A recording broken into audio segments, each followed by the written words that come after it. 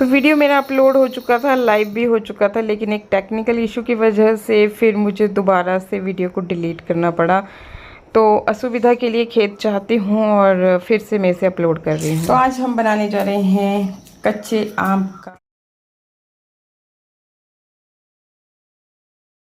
खट्टा, जिसको बोलते हैं कुतरा हमारे यहाँ पे, और जगह जगह पे अलग अलग नामों से इसको बोला जाता है। तो ये अभी आम हम लोग लेकर के आए हैं और यहाँ पे ये देखिए प्याज को छिलना शुरू कर दिया है। थोड़ा ज़्यादा जैसे प्याज इसमें डालेंगे और मैं इसको बढ़िया से इसके छिलके उतार करके छोटे पीसेस में कट करूँगी। तो ये डाल दिया मैंने सरसों का तेल, बहुत ज़्यादा नहीं डालूँगी। और ये मैं कुछ फ्रेश करी पत्ते लेकर के आई, तो इनको भी मैं यहाँ पे ले रही हूँ। अच्छे से धो लिया था मैंने इनको। और ये कुछ हरी मिर्ची है, आवाज़ आ रही है ऊपर से। तो ये हरी मिर्ची और कड़ी पत्ते डाल दिए मैंने और यहाँ से बहुत ज़्यादा तेल निकला। उसके बाद बच गए हम जलने से और ये फिर मैंने डाल दिए प्याज मसाले करना ज़्यादा पड़ गई।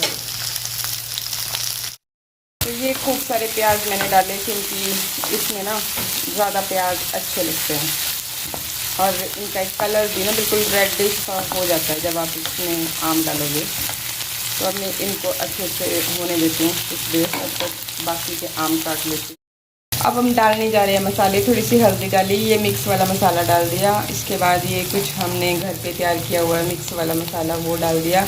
ये डाला हमने काला नमक और इसके साथ ही फिर ये रही काली मिर्च, तो काली मिर्च भी इसमें डाल देते हैं और साथ में डालेंगे फिर बाद में मतलब गुड़ डालेंगे। और एक चीज़ रह गई इसमें, वो डाल दो अजवाइन। ये कुछ अजवाइन भी इसमें डाल दी और अब फिर इसमें चला के इसमें डाल देंगे सारे आम। तो सारे आम डालने के साथ साथ ये देखो ये आम की गुठली है और इसका ना टेस्ट बहुत अच्छा आता है। मतलब उसको चूसने में बहुत मज़ा आता है। तो इसको भी हमने फेंका नहीं, इसको भी इसमें डाल दिया। गुठली होती है। हाँ जी, गुठली तो होती है, पर ये भाई निकाल के इसको हम साइड नहीं करते, इसको भी डालते हैं और इसको चूसने का अलग ही मज़ा है। फिर आप देख सकते हैं कि बारिश वाला मौसम स्टार्ट हो गया है, तो बरसात आ गई है अब। और यहाँ पे ये वंदना कर रही है, इनके जो सोफे गुलाब होते हैं इनको चेंज कर रही है ये। और सानू मिट्ठू चले गए स्कूल। और खाने में आज हमने बनाए हुए हैं केले के परोंठे, एक ब्रेकफास्ट के लिए। और ये देखो अभी दोबारा से बारिश, कच्चे केले के परोंठे। हाँ। और बरसात हो गई है स्टार्ट और अभी भी मुझे लग रहा है कि हल्की हल्की बारिश लग पड़ी है। चलो जल्दी करो, उनको चेंज करो और फिर उसके बाद दूसरा काम करते हैं। ये आप देख सकते हैं कि वंदना ने सारे जाले निकाल दिए हैं यहाँ पे। आज मतलब साफ़ सफाई का डे रखा हुआ है, डीप क्लीनिंग हो रही है। और ये आप अभी यहाँ देख सकते हो कि मौसम ना कितना काला हो गया है। मैं आपको ये देखिए, ये मैं थोड़ा जूम करता हूँ, ये देख सकते हो आप, बारिश का भी लग सकती है, धुंध पड़ी हुई है। तूफानी बारिश है, बहुत तूफानी बारिश। वही। इसके अलावा आपके साथ एक नई रेसिपी शेयर करती हूँ। तो ये सोया चंक्स का मैंने ये देखिए मटेरियल तैयार किया हुआ है। मैंने क्या किया था कि सोया चंक्स को थोड़ी देर के लिए भिगोने के लिए डाला था, फिर उसके पानी निचोड़ करके उसको मिक्सर जार में अच्छी तरह से मतलब जितना हो सका उतना ब्लेंड कर दिया और थोड़े बेसिक मसाले डाले और साथ में डाला प्याज बिल्कुल बारीक काट के। आटे के अंदर मतलब इसको फिल कर दिया और इसके बनाए परांठे। ये एक्चुअली मैंने कबाब बनाने के लिए किया था, बट फिर मेरा मूड बदल गया। मैं क्या कबाब पता नहीं बच्चे खाएं ना खाएं, क्या होगा क्या नहीं होगा। मैं क्या एक बार परांठे की तरह स्टफ़ करके देखती हूँ भला क्या बोलते हैं वो। तो जिसको भी मैंने ये खिलाया, पतिदेव हो चाहे बच्चे हो, सब ने बहुत ज़्यादा बोला कि भाई बहुत टेस्टी है और रोज़ बना दिया करो मम्मी। मैं क्या वाह जी वाह। ऐसे मतलब वो बिल्कुल भी पसंद नहीं करते, ना ही तो मेरे पतिदेव पसंद करते हैं सोया चंक्स को और ना ही मेरे बच्चे। लेकिन परांठे ना उन्होंने बहुत ही मज़े लेकर के खाए और फिर मैंने भी सोचा भी यार जब इतने मज़े लेकर के खा रहे हैं तो हमेशा ही मैं सोया चंक्स के इस तरीके से परांठे बना करके इनको खिलाया करूँगी। तो मेरे लिए भी बेटर हो गया कि मतलब ये नहीं खाना चाहते थे लेकिन फिर भी इन्होंने खा लिया।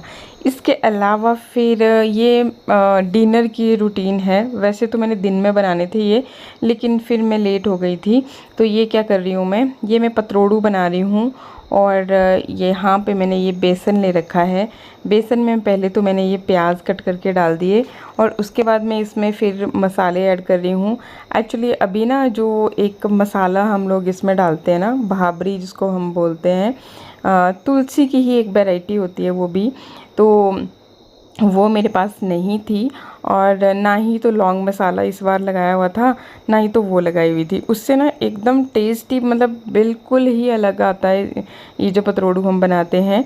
तो मेरे पास नहीं थी, इसलिए फिर मैं ये मसाले ऐड कर रही हूँ। अदरवाइज़ मतलब उसका पेस्ट बना देती हूँ ना मैं मिक्सर जार में पीस करके हरी मिर्ची के साथ। तो बस फिर और कुछ ज़्यादा मसाले ऐड करने की ज़रूरत नहीं होती, क्योंकि उसकी जो जैसे लौंग मसाला मैंने बताया और जो भाबरी है ना, उसकी फ्रेगनेंस ही बहुत ज़्यादा तीखी होती है। मतलब बाकी सारे मसालों की जो खुशबू होती है ना उसको दबा देती है वो, तो मतलब उसी का टेस्ट आता है, तो वो सबसे बेस्ट चीज़ लगती है। लेकिन अभी मेरे पास नहीं थी, तो मैंने क्या किया कि थोड़ी सी अजवाइन, ये मैं आंवला पाउडर ऐड कर रही हूँ।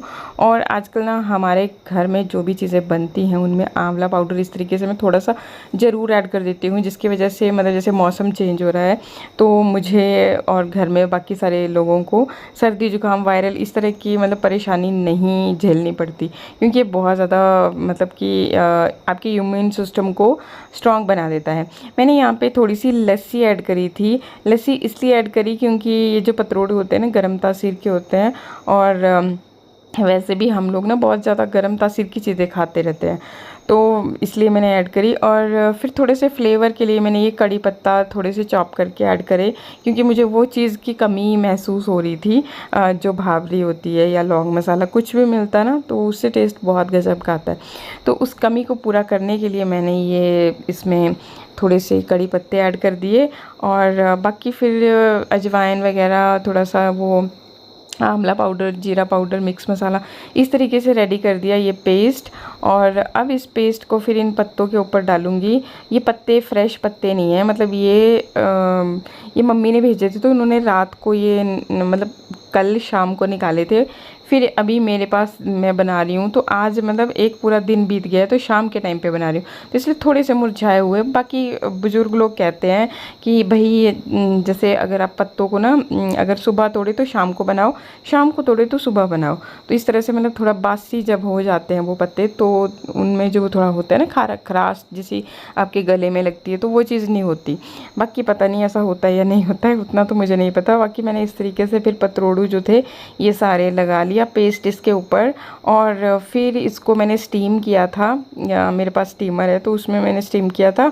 और फिर अभी ना ये मतलब जैसे आप देख रहे हो इसमें कुछ आपको हरा हरा जो दिख रहा है, तो मुझे ऐसा लग रहा था कि पता नहीं शायद ये अच्छी तरह से स्टीम हुए या नहीं हुए। मैंने 20 मिनट के लिए किया था, लेकिन ये अच्छे पक गए थे, क्योंकि मिट्ठू यहाँ पे था, वो बोले कि मम्मा काट के दो बोला मेरे को ये एक टेस्ट करने के लिए। फिर मैंने ऐसा सोचा था कि भाई अभी मैं इनको नहीं दूँगी, पहले मैं क्या करूँगी, इसको देसी घी में थोड़ा सा अच्छे से मतलब कि वो करूँगी, फ्राई करूँगी, फिर उसके बाद ही हम लोग इसको खाएँगे। तो ये कुरकुरे मतलब बिल्कुल पकौड़ियों की तरह हो जाएंगे। बट फिर मिट्ठू ने माना नहीं, बोला नहीं मम्मा एक टेस्ट करने के लिए तो दो, और ऐसे हेल्दी भी होते हैं। तो फिर मैंने उसको टेस्ट करने के लिए दिया, तो ये अच्छी तरह से पक गया था। तो मैंने साइड का दिया जो कि अच्छे से मतलब कुक लग रहा था मेरे को, तो ये मैंने उसको दिया, और साथ में इसने सॉस के साथ ये खाया। फिर इसको देख के शानवी भी बोलने लगी कि मेरे को भी ये चाहिए, तो फिर मैंने उसको भी दिया।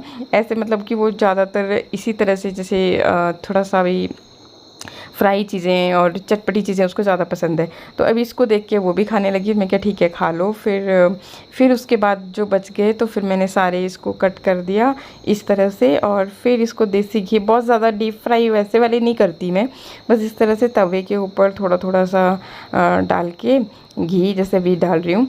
तो ये देसी घी भी मैं खुद से ही तैयार करती हूँ, गाय का दूध लगवा रखा है हमने ना, तो वहीं से मैं दही भी तैयार कर लेती हूँ, और साथ में फिर घी भी अपना ही तैयार करती हूँ, बाहर से नहीं लेकर के आते हैं हम आजकल, क्योंकि आजकल मिलावट इतनी ज़्यादा हो गई है ना। क्योंकि जितना कॉस्ट का आपको दूध नहीं पड़ता, उससे कम कॉस्ट में आपको पनीर और ये चीज़ें मिलती हैं, तो फिर थोड़ा सा माइंड में आता है कि अच्छा कुछ ना कुछ तो गड़बड़ ज़रूर होगी। तो ऐसा किया मैंने। फिर जब ये इस तरीके से कुरकुरे हो गए ना, तो फिर पतिदेव भी बोले, बच्चे बोले कि अब तो हम इनको ऐसे ही खाएंगे, तड़का वड़का लगाने की ज़रूरत नहीं है। तो फिर मैंने रोटियां तो बनाई थी, आगे मैंने रखा भी है। आजकल हम लोग बालकनी में बाहर बैठ के खा लेते हैं। ये मैंने फराटा लगा दिया था कि मतलब ठंड तो है, लेकिन आजकल बारिश की वजह से ना मच्छर आने लगे हैं और बाहर हरियाली बहुत ज़्यादा है, तो इसलिए हमने ये लगा रखा था, ऐसे ही भी जैसे मच्छर वगैरह ना आए। और बाकी फिर यहाँ पे बैठ के ना बहुत इंजॉय से हम लोग खाते पीते हैं। बच्चे डाइनिंग टेबल पे ही खाते हैं और वो वहीं से फिर चले जाते हैं अपना होमवर्क वगैरह करने, कई बार फिर अपना फ़ोन वगैरह टीवी वगैरह देख लेते हैं। और हम यहाँ काफ़ी टाइम तक बैठे रहते हैं, आपस में गप्पे गुप्पे भी करते हैं, फिर जाते हैं सोने। तो बस आज के लिए मैं ब्लॉग को करी यहीं पे एंड। नमस्कार।